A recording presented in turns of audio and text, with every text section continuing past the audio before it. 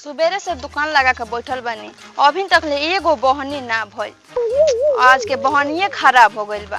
कौनो तो आइडिया लगाओ तनी, जैसे हमार चाह बिका जाओ, आज कुछ के दिन बन जाओ। आइडिया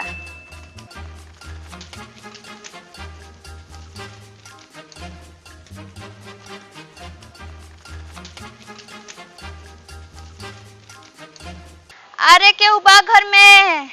अरे चाय के पी जा, एकदम गर्मा गर्म स्वाद वाला चाय बटे।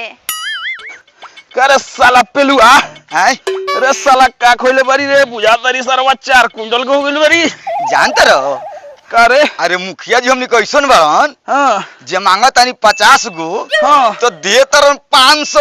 अरे साला उ तो हमहू जानता नहीं कि देवेला, लेकिन ते काहे इतना वजन हो गइल बरी दादा। तो काल गई रहनी बाजारे हां तो खोसी का चूस्ता घींच घींच के खोइले बानी।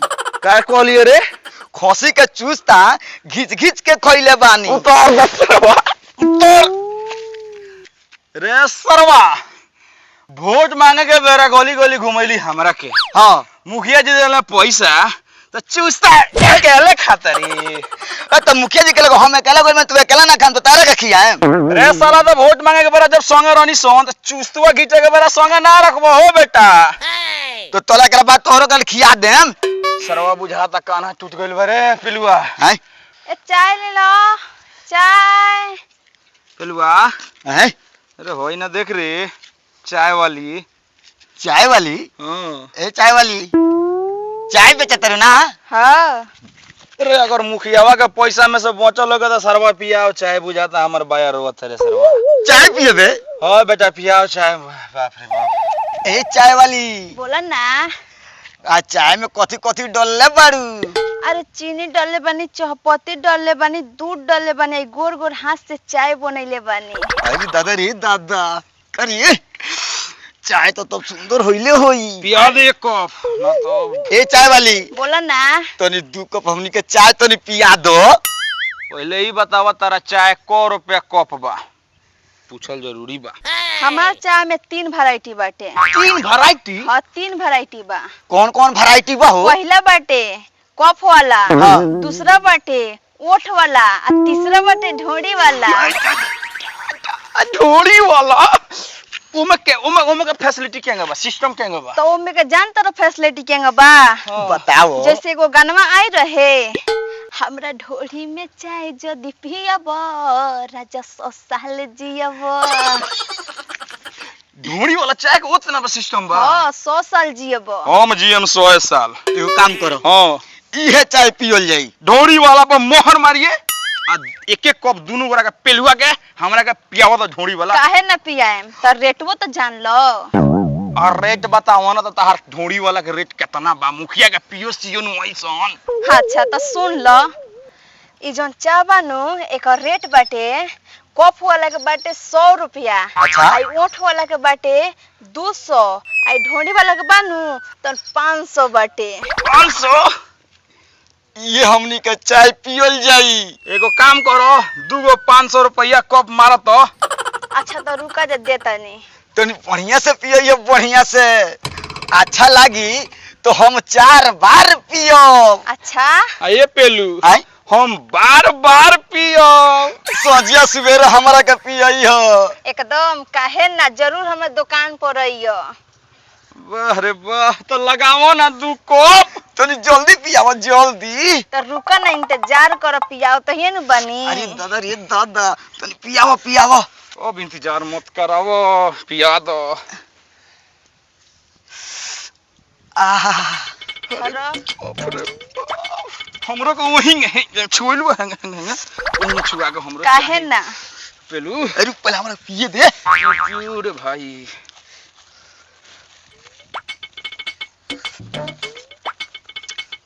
बड़ी सुंदर बा बानू सवाद एकर दोसर रे बा।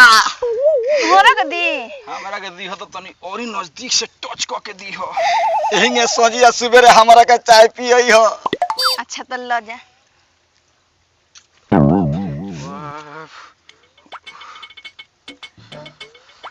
अरे दादा रे दादा छू लेनी हो। छू ले बीबी।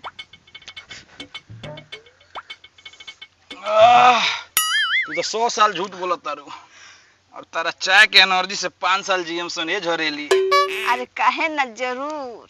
कैसे की ढोड़ी वाला कितना सुंदर बारी। पी पी पी। पी लेनी हटा। मुखिया का पीओ और सीओ है दोनों।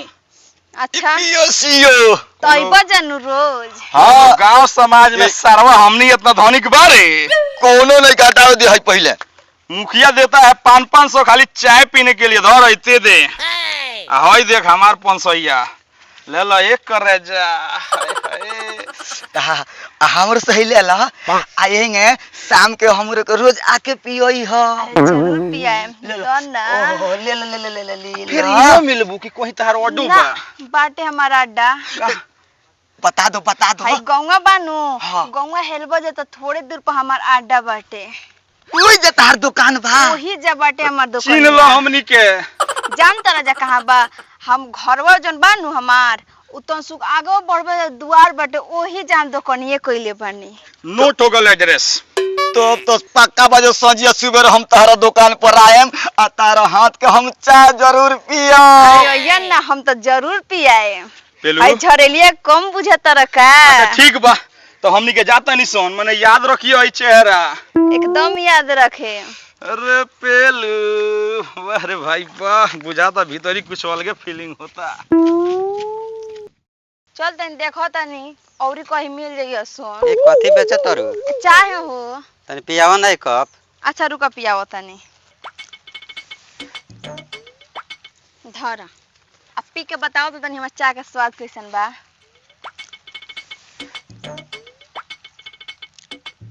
बड़ा बढ़िया चाय बनैले बाड़ू। तो है छमिया के हाथ का चाय हो तो बढ़िया ना रही। आ में जान तर कितना मटेरियल लागल बा। चीनी, चपत्ती, दूध, जवाइन आदि तब नु चाय का स्वाद भइल बा। तार दुकान केने बा? हमार घर में देखो तर। हां। घर में थोड़े दूर आगे ही बनू तो हमार दुकानिया बाटे। अच्छा वही जबा। हां वही जबा। अच्छा ठीक बा। हाय का देता रो? तो क रुपया भइलो? 500 भई। चलो बोलो हम लोग के ठगे। तार 500 रुपया भई। आपके मुखिया जी के पीओ सीओ पी के गइलो 500 रुपया 1000 का चाय पी के गइलो। हमरा से 500 रुपया ना दिया। तो 500 दो ना तो हमार चाय दो। चाय कहाँ से दी पी ले बंद इधर 10 रुपया ला। हम ना ले। 5 रुपया का चाय के तू 500 रुपया मांगता रो। 500 रुपया भइल तो जानता रहो मैं कैसन कैसन चीज लागल बा। है छमिया के हाथ के चाय हटे। तो से का भइल ठगता रुका? 500 रुपया दो। हाउ का देता रो? ना मनबू तू ना ना? हम ना माने। अच्छा ठीक बा ल है हम चलतनी मुखिया जी से शिकायत करे। अच्छा कह दियो। तो अब चाचा देखो तनी नु मुखिया के पावर हमरा। अरे पूरा पंचायत में विकास के गंगा बहता। नाला बनवा देनी, रोड बनवा देनी, पीसीसी। अपना पंचायत में तो विकास ही विकास बा। प्रणाम मुखिया जी। प्रणाम प्रणाम। प्रणाम। बैठा बाबू।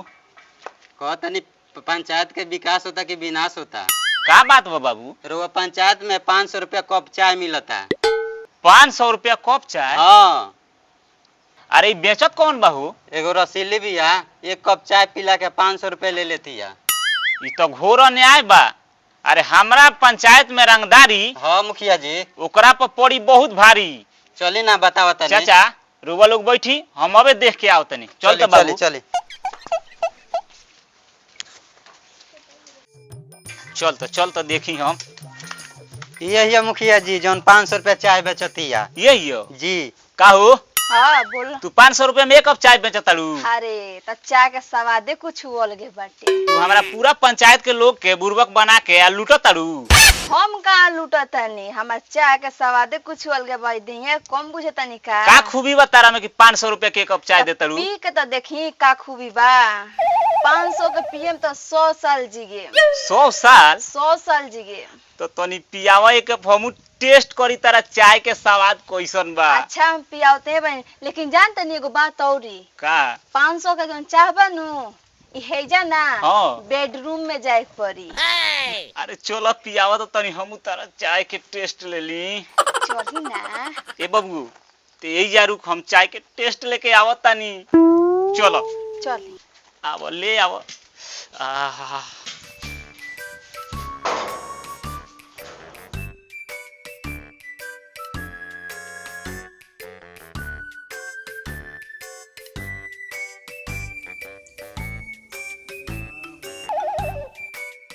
इतना देर हो गईल अभी ले का करत मुखिया अभी ले ना आई।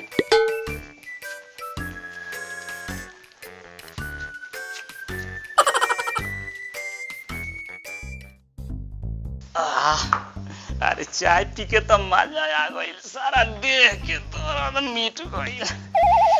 ऐसा चाय मिली तो रोज पिए। ए तूने काहे कर शिकायत करता सरी? 500 रुपये में देती है तो कौन खराब देती है? अरे हम तो 1000 रुपया दे के रोज पिए का तैयार बनिए कर चाय। चल बुरबक, कोनो कोनो बात के शिकायत लेकर चल जाता रहलन। कितना बढ़िया चाय बेचती है।